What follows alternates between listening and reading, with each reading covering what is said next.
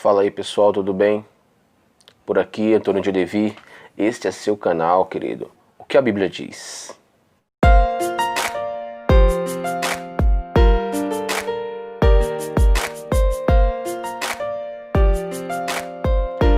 Hoje quero falar com você, quero conversar sobre um assunto bem interessante, sobre poesia hebraica. Você já estudou sobre poesia hebraica? Você sabe alguma coisa sobre poesia hebraica? Deixa aí nos comentários aí, tá bom? Queridos, então hoje a gente vai falar um pouco sobre poesia hebraica e sobre o estilo dela em si, tá ok? Vamos lá então. Bom, diferente, né, da poesia brasileira, nós encontramos na poesia hebraica umas coisas que não contém, por exemplo, nas nossas poesias. A poesia latina ou a poesia brasileira, ela usa, né, no seu texto rimas. É muito comum você encontrar rimas na poesia brasileira, na poesia latina, tá certo? Você encontra esse tipo de ferramenta, né? É muito comum a gente encontrar rimas na nossa poesia. As nossas músicas, elas são cheias dessas ferramentas, né?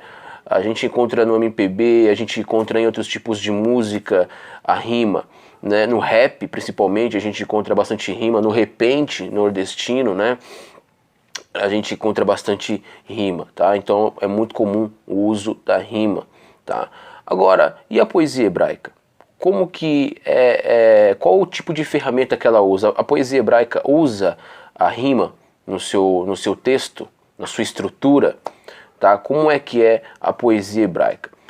Bom, a poesia hebraica, ela não costuma, ou você não vai encontrar, né, na poesia hebraica rima.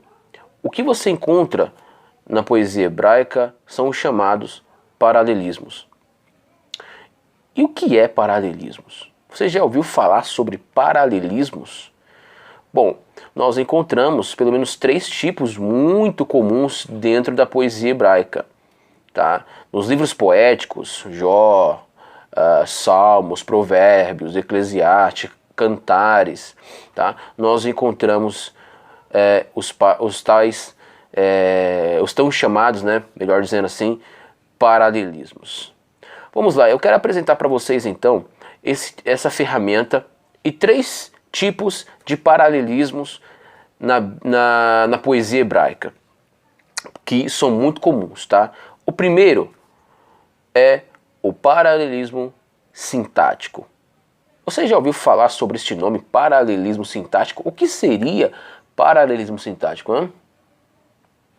Bom, o paralelismo sintático, a ideia dele é reforçar ou acrescentar ideias ao primeiro verso, tá? A primeira frase, tá? Então, a segunda linha, o segundo verso, ele reforça a ideia do primeiro ou, né, acrescenta ideias ao primeiro verso. Esta é a ideia, né, do paralelismo sintático, tá? Esta é a sua função. Um exemplo de paralelismo sintático seria, tá? Um dos exemplos aqui seria Jó, o capítulo 9, versículo 21, tá? Vou parafrasear aqui, tá certo? Ele diz no versículo 21 do capítulo 9 de Jó: contanto que eu seja íntegro, eu aborreço a minha alma, desprezo a minha própria vida. O desprezo à minha própria vida, que fecha o versículo 21, ele reforça a ideia que ele falou ali no começo, né, do versículo 21, onde ele diz: eu aborreço a minha alma, né? Então, o aborreço, desprezo a minha vida, ele reforça a ideia do que ele disse anteriormente quando ele fala aborreço a minha alma. Isso é um exemplo de paralelismo sintático, tá certo? A gente tem muitos outros aí, tá? Mas fique com este aí em nome de Jesus, tá bom, meu querido?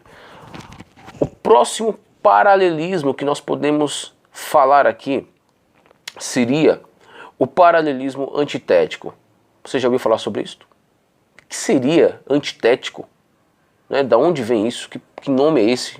Qual é a sua função dentro da poesia hebraica? Querido, o paralelismo antitético, ele vai fazer um contraste, tá? Ele vai fazer um contraste entre duas palavras, entre duas situações, entre duas pessoas, tá? Ele faz um contraste, tá certo? Por exemplo, um dos exemplos aqui, a gente tem muitos, né, exemplos de paralelismo antitético. Por exemplo, o paralelismo antitético nós podemos encontrar no Salmo 1. Logo ali no Salmo 1 você encontra o paralelismo antitético. Porque ali ele vai fazer um contraste entre dois caminhos, entre dois tipos de pessoa com qualidades e caráter diferente. Ele vai fazer um contraste entre o justo e o ímpio. Ele coloca na balança essas duas pessoas. Ele mostra o que o justo faz e deve deixar de fazer. Ele mostra o que o ímpio faz e deixa de fazer. Nós encontramos isso então no Salmo 1 e em muitos outros livros poéticos, esse tipo de paralelismo, né? O paralelismo antitético. Então ele faz aí um contraste entre duas situações, duas pessoas, duas palavras, certo? Então é muito simples, né? É muito tranquilo essa questão aí dos paralelismos, né? Bom, o próximo paralelismo que nós podemos falar aqui, e eu encerro com este aqui, é o paralelismo sinônimico. Olha aí, já ouviu falar desse nome também? Sinônimico? Será que você lembra alguma coisa?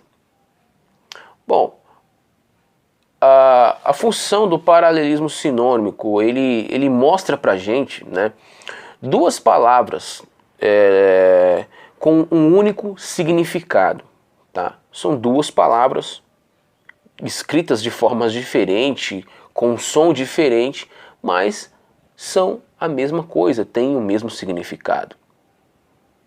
Um exemplo de paralelismo sinônimico seria Jacó e Israel. Você encontra nos textos históricos, poéticos, proféticos, este nome, Jacó e Israel, dentro né, do mesmo texto.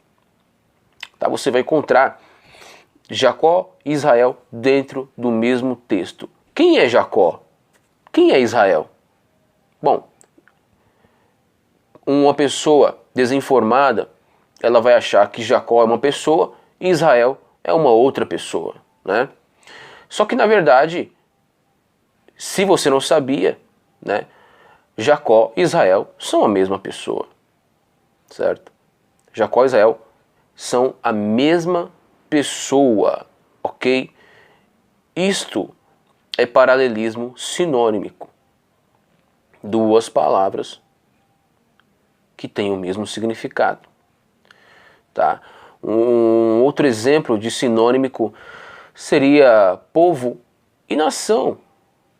São duas palavras que se escrevem diferente, têm um som diferente, mas têm o mesmo significado. O pó e terra. Pó e terra, mesma coisa. Inimigo e adversário, mesma coisa. Então, a poesia hebraica, ela usa esse tipo de ferramenta na sua estrutura, no seu texto, na sua composição. Eles gostam muito, né, de usar o paralelismo, eles usam muito esta ferramenta em sua composição poética, tá? E isso é maravilhoso, tá? Bom, queridos, isso foi um pouco, né, do que nós podemos falar sobre paralelismo. Você viu que foi algo bem simples e bem tranquilo. Eu espero aí que eu tenha acrescentado, contribuído aí para o teu conhecimento, tá certo? Peço para você aí nos ajudar, tá bom? Deixa aí a sua crítica, deixa aí o seu comentário, né? Se houve alguma discrepância aí, você me perdoe. Coloca aí nos comentários se houve algum tipo de discrepância, tá bom? Me ajude aí a melhorar, tá bom? Todos nós estamos aqui para aprender juntos, tá bom? Espero que eu tenha te ajudado aí com esta questão do paralelismo, ok? Todo conhecimento bíblico é válido, ok, meu irmão? Que Deus te abençoe e você fique na paz do Senhor. Eu vou ficando por aqui. Que Deus te abençoe. Fui.